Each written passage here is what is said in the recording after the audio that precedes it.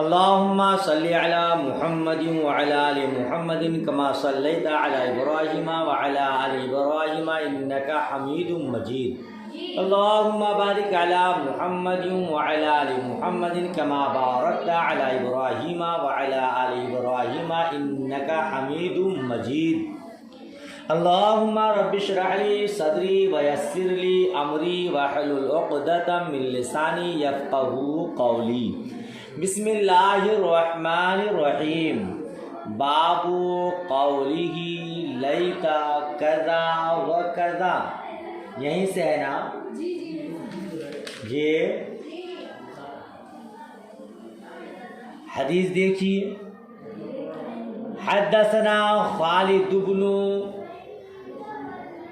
مخلد حدثنا سلیمان بن بلال حدثني يحيى بن سعيد سمعت عبد الله بن عامر بن ربيعة قال قالت عائشة أرق النبي صلى الله تعالى عليه وسلم ذات ليلة فقال ليت رجلا صالحا من أصحابي يحرسني ليلة إذ سمعنا صوت السلاح قال من هذا؟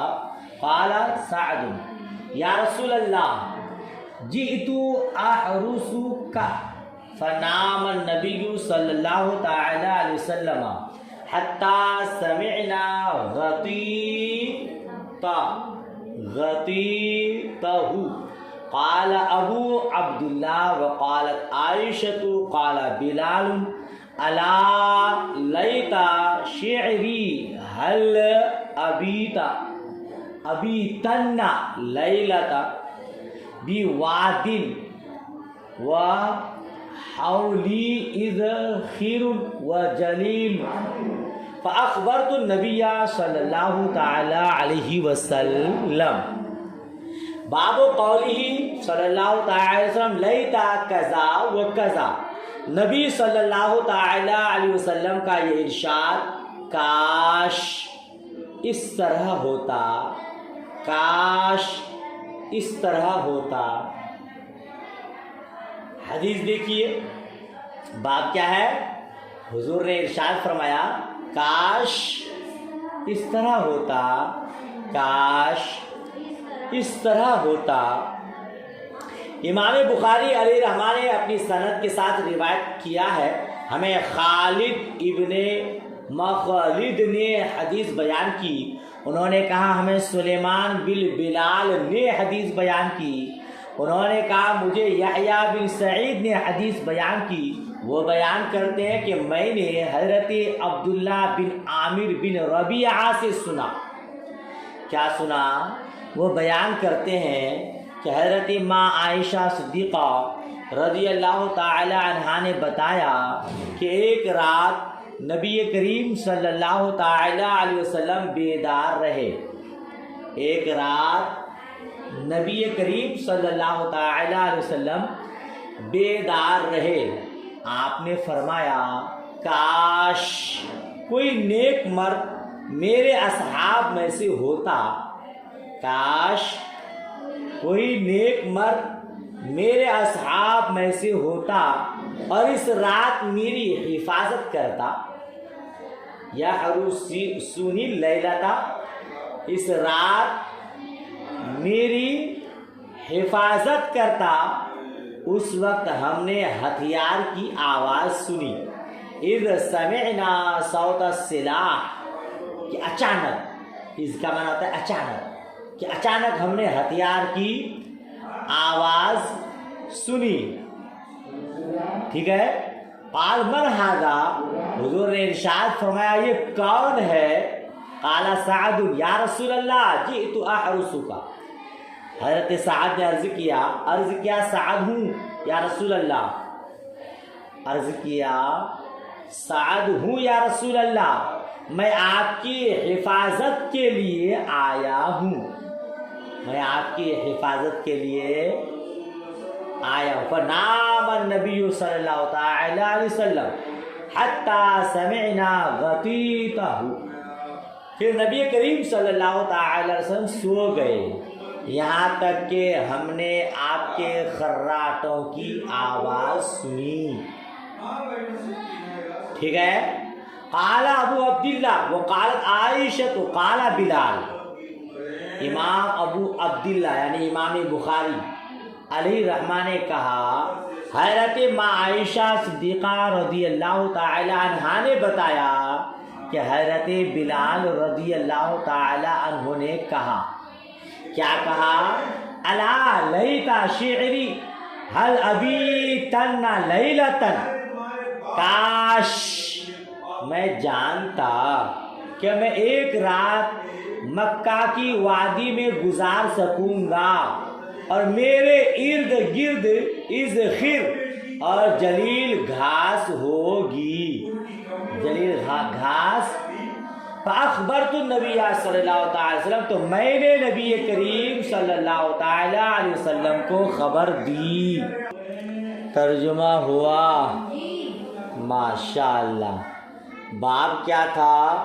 نبی کریم صلی اللہ تعالی علیہ وسلم کا ارشاد کاش اس طرح ہوتا، کاش اس طرح ہوتا. حدیث مبارک میں آپ نے پڑھا کہ مصطفیٰ کریم ایک رات اس خواہش کا اظہار کیے، یہ تمنا کیے کاش کوئی نیک مرد ہوتا جو میری حفاظت کرتا.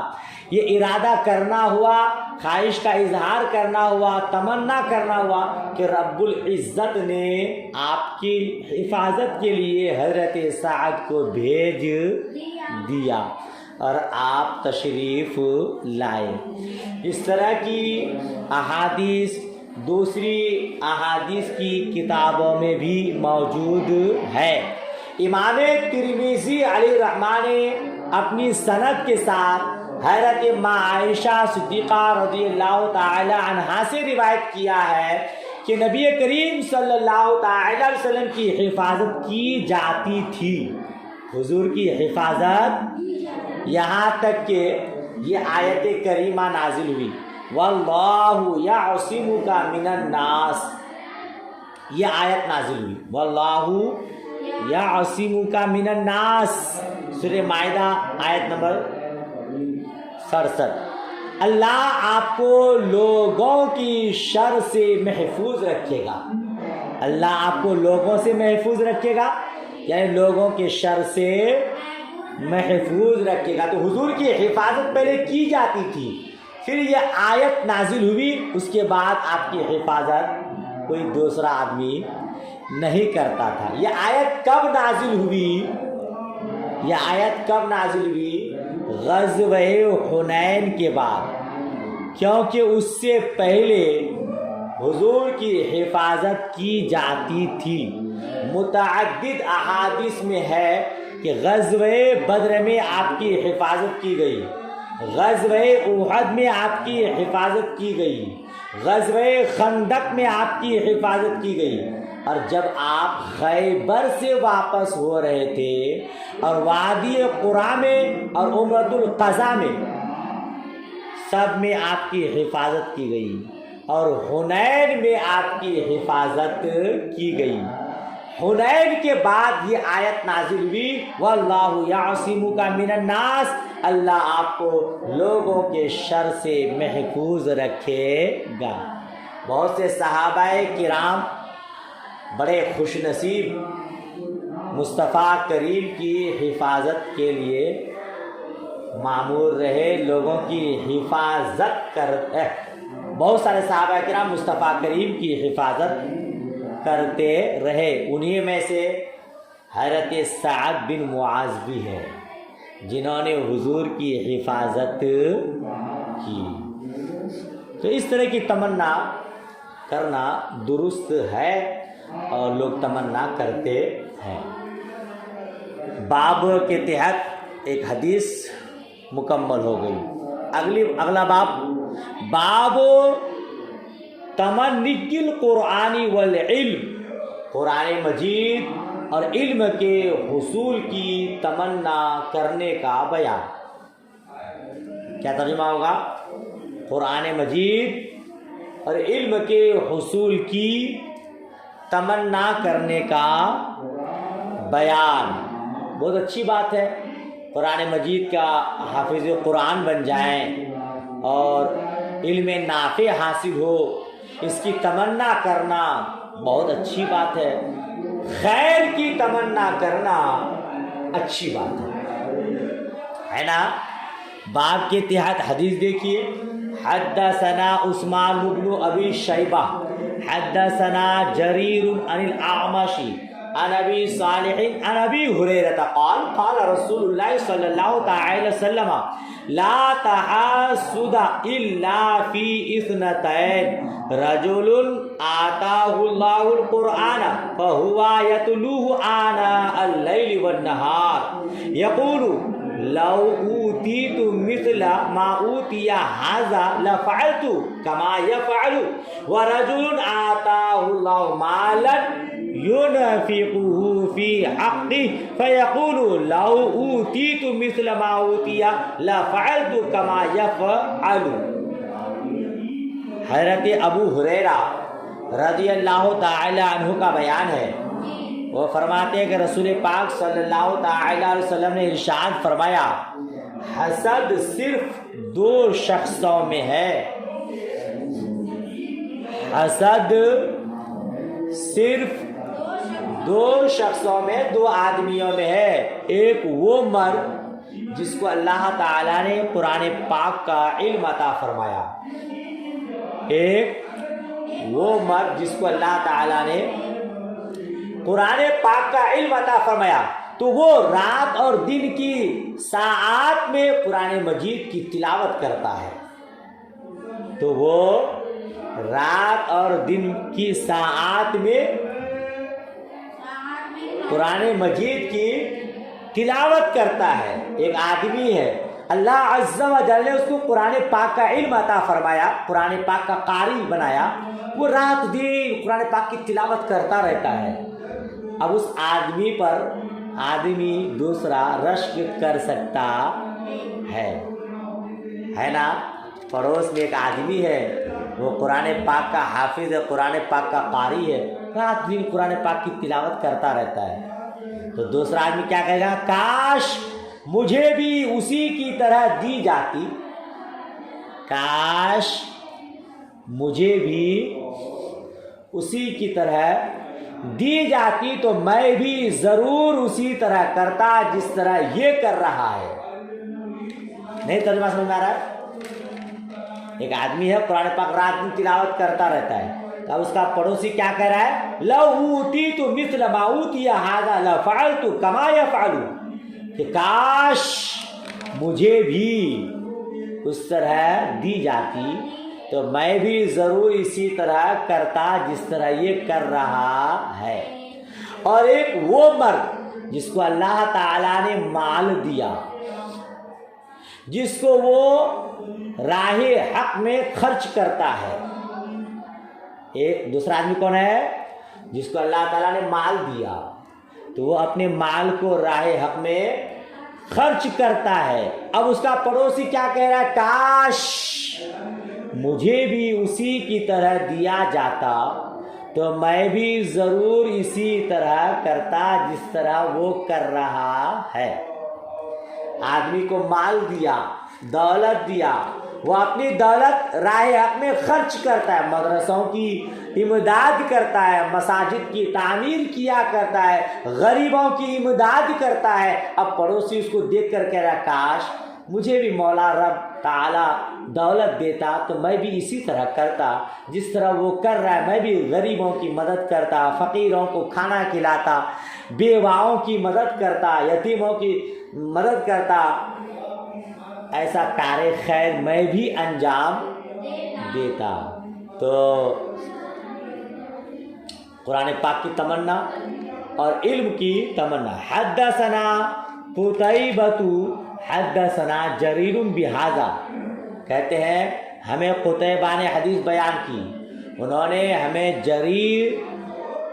انہوں نے کہا ہمیں جریر نے اسی طرح حدیث بیان کی۔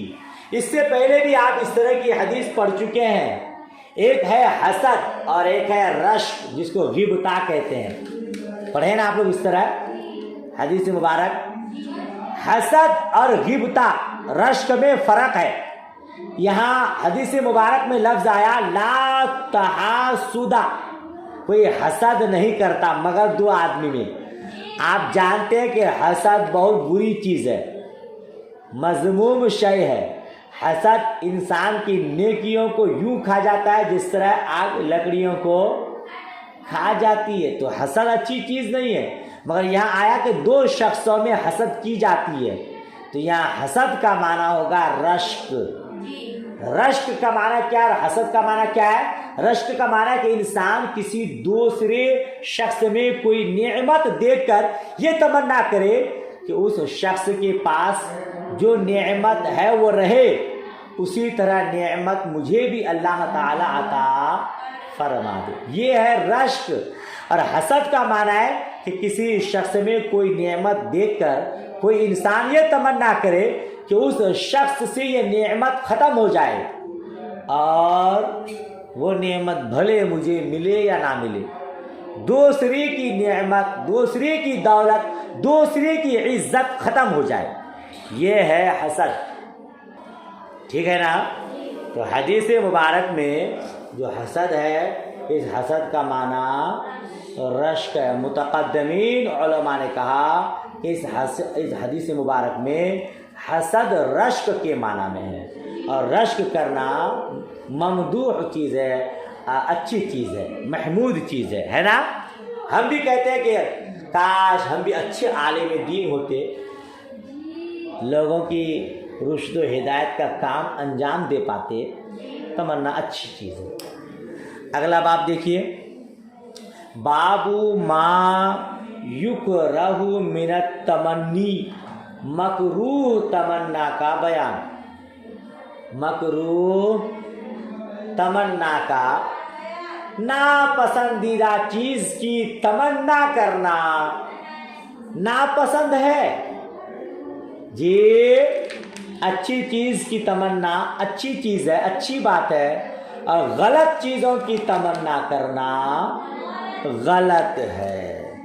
باب کیا ہے؟ مکروہ تمنا کا بیان. اب حدیث دیکھیں آگے کیا فرماتا ہے، وہ قول اللہ تعالی، اور اللہ تبارک و تعالی کا قول، وَلَا تَتَمَنَّوْا مَا فَضَّلَ اللَّهُ بِهِ بَعْضَكُمْ عَلَى بَعْضٍ. سن رہے ہیں آپ لوگ؟ الآیہ کر کے چھوڑ دیا. پوری آیت کیا ہے؟ وَلَا تَتَمَنَّوْا مَا فَضَّلَ اللَّهُ بِهِ بَعْضَكُمْ عَلَى بَعْضٍ لِلرِّجَالِ نَصِيبٌ مِّمَّا اكْتَسَبُوا وَلِلنِّسَاءِ نَصِيبٌ مِّمَّا اكْتَسَبْنَ وَاسْأَلُوا اللَّهَ مِن فَضْلِهِ إِنَّ اللَّهَ كَانَ بِكُلِّ شَيْءٍ عَلِيمًا. سورۃ النساء آیت نمبر 32. اللہ عز و جل ارشاد فرماتا ہے، مفہوم آیت، ترجمہ آیت، اور تم اس چیز کی تمنا نہ کرو، اور تم اس چیز کی تمنا نہ کرو جس کے اللہ تعالیٰ نے تمہارے بعض کو بعض پر فضیلت دی ہے. کیا ترجمہ ہوا؟ تم اس چیز کی تمنا نہ کرو جس کے اللہ تعالیٰ نے تمہارے بعض کو بعض پر فضیلت دی ہے. للرجال نصیب مما اکتسبوا، مردوں کے لیے ان کی کمائی سے حصہ ہے. مردوں کے لیے ان کی کمائی سے حصہ ہے. وللنساء نصیب مما اکتسبن، اور عورتوں کے لیے ان کی کمائی سے حصہ ہے. واسألوا اللہ من فضلہ، اور اللہ سے اس کے فضل کا سوال کرو. بے شک اللہ ہر چیز کو خوب جاننے والا ہے. سمجھ شریف میں بات آ رہی ہے؟ ہر چیز اللہ عز و جل سے مانگنی چاہیے. اگر اللہ نے کسی کو تم پر فضیلت دی ہے تو اس کی تمنا نہ کرو, اللہ عز و جل سے دعا کرو کہ مولا مجھے بھی اچھا انسان بنا دے. سمجھ شریف میں بات آ رہی ہے. اب اس باب کے تحت امام بخاری علیہ رحمہ نے 3 احادیث روایت کی ہیں. ان تینوں حدیثوں میں موت کی تمنا کرنے پر زجر و توبیخ فرمائی ہے. باب کے تحت 3 احادیث آنے والی ہے. تینوں احادیث میں موت کی تمنا کرنے پر زجر و توبیخ فرمائی ہے. یعنی موت کی تمنا کرنا اچھی چیز نہیں ہے, مگر کب؟ موت کی تمنا انبیاء کرام نے بھی کیا ہے, مصطفیٰ کریم نے بھی کیا ہے. موت کی تمنا کرنا کہ مجھے موت آ جائے اس وقت غلط ہے جب دنیا کے مصائب و آلام سے عاجز آ کر, تنگ آ کر موت کی تمنا کرے. سمجھ رہے ہیں آپ؟ یہ دنیا کے جھمیلے سے ہم نجات پا جائیں, ہمیں موت آ جائے. ایک بڑھیا گٹری دھو رہی تھی, آپ سنیں گے واقعہ. تو اس نے کہا کہ مجھے موت کیوں نہیں آ جاتی. اسی وقت حضرت اسرائیل علیہ السلام آ گئے روح قبض کرنے کے لیے. تو بڑھیا کو کہا کہ کون ہے آپ؟ اسرائیل, ابھی آپ نے مجھ کو یاد کیا نا تو میں آ گیا. بھلے میں تو گٹری اٹھانے کے لیے یاد کر رہا تھا, میری گٹری مجھ کو اٹھا دو. لوگ موت کی تمنا کرتے ہیں دنیا کے جھمیلے سے بچنے کے لیے. کسی نے کہا ہے کہ کیا کہتے ہیں کہ موت دنیا سے بچنے کے لیے, یا وہ کہا نا مر کے بھی چین نہیں پایا تو کہاں جاؤ گے. گھبرا کے کہتے ہو کہ مر جائیں گے, اب مر کے بھی چین نہیں پایا تو کہاں جاؤ گے. دنیا کے مصائب و آلام سے, دنیا سے عاجز آ کر کوئی زہر پی لیتی ہے, زہر پی لیتا ہے, کوئی پھانسی لے لیتا ہے, پھانسی لے لیتی ہے. پھر مرنے کے بعد کہاں جائے گا وہ؟ گھبرا کے کہتے ہو کہ مر جائیں گے, مر کے بھی چین نہیں پائے تو کہاں جاؤ گے. بہرحال موت کی تمنا کرنا اس وقت غلط ہے, مکروہ ناپسندیدہ ہے جب آدمی دنیا کے مصائب و آلام سے, دنیا سے تنگ آ کر, عاجز آ کر موت کو حیات پر ترجیح دے. سمجھ رہے ہیں آپ؟ لیکن دنیا کے فتنوں سے بچنے کے لیے, فتنے دن بدن بڑھتے چلے جا رہے ہیں. یا اللہ ہمارے ایمان کا کیا آخر میں کیا حال ہوگا نہ ہوگا, تو ہمیں تو موت دے دے, یہ پھر اچھی چیز ہے. سمجھ رہے ہیں آپ؟ تو 3 احادیث ابھی آ رہی ہیں, تینوں میں موت کی تمنا کرنے پر زجر و توبیخ فرمائی ہے. اچھا, موت کی تمنا کرنے سے منع کیا گیا نا, کیوں؟ تاکہ مصائب پر صبر کرے, مصائب پر, مصیبتوں پر صبر کرنے کا حکم دیا گیا ہے. موت کی تمنا کی ممانعت کیوں ہے؟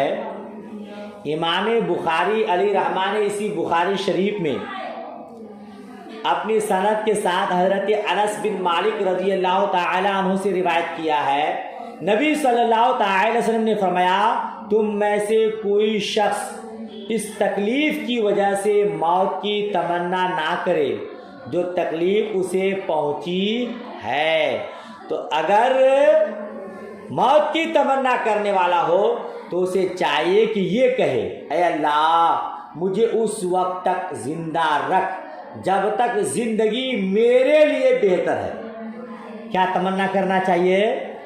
اگر موت کی تمنا کرنی ہو تو اس طرح, اے اللہ مجھے اس وقت تک زندہ رکھ جب تک زندگی میرے لیے بہتر ہے, اور مجھے اس وقت وفات دینا جب وفات میرے لیے بہتر ہو. ہم کو دعا کرنی چاہیے, اللہ ہم سب کو عمر دراز بالخیر عطا فرما. چلیے مفہوم ہو گیا, بس ترجمہ کر لیجیے خالی.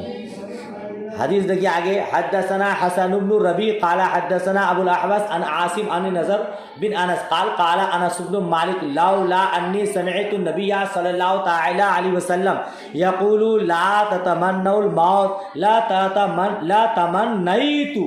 حضرت انس بن مالک رضی اللہ تعالی عنہ کا بیان ہے. اس نے کہا اگر میں نے نبی صلی اللہ تعالی وسلم کو یہ فرماتے ہوئے نہ سنا ہوتا کہ آپ نے فرمایا موت کی تمنا نہ کرو تو میں موت کی تمنا کرتا. حضور نے منع فرما دیا اسی لیے میں موت کی تمنا اب نہیں کرتا. اگلی روایت دیکھیے. حضرت ابن ابی خالد نے روایت کیا حضرت قیس سے. وہ بیان کرتے ہیں ہم حضرت خباب بن ارت رضی اللہ تعالیٰ عنہ کے پاس ان کی عیادت کرنے کے لیے آئے. ان کی عیادت کرنے کے لیے وَقَدْ اقْتَوَى سَبْعًا اور انہوں نے اپنے جسم پر گرم لوہے سے 7 داغ لگوائے ہوئے تھے. 7 داغ لگوائے ہوئے تھے. فقال لولا ان رسول اللہ صلی اللہ تعالی وسلم نہانا ان ندعو بالموت لدعوت به. تو حضرت خباب بن ارت رضی اللہ تعالی عنہ نے کہا اگر رسول اللہ صلی اللہ تعالی وسلم نے ہمیں موت کی دعا کرنے سے منع نہ کیا ہوتا تو میں موت کی دعا کرتا. یہاں بھی موت کی تمنا کرنے سے حضور نے منع فرمایا ہے.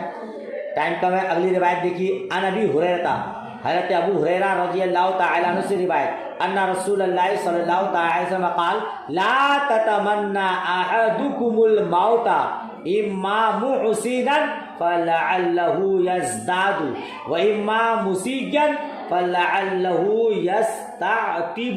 حضرت ابو ہریرہ رضی اللہ تعالی عنہ کا بیان ہے. وہ فرماتے ہیں کہ بے شک رسول پاک صلی اللہ تعالی علیہ وسلم نے فرمایا تم میں سے کوئی شخص ہرگز موت کی تمنا نہ کرے. یا تو وہ شخص نیک ہوگا تو ہو سکتا ہے اللہ تعالیٰ اس کی نیکی کو زیادہ کرے, یا وہ شخص بدکار ہوگا تو ہو سکتا ہے اللہ تعالیٰ اس کو توبہ کی توفیق عطا فرمائے. لہذا موت کی تمنا نہیں کرنی چاہیے بلکہ دعا کرنی چاہیے کہ اللہ عز و جل عمر دراز بالخیر عطا فرمائے.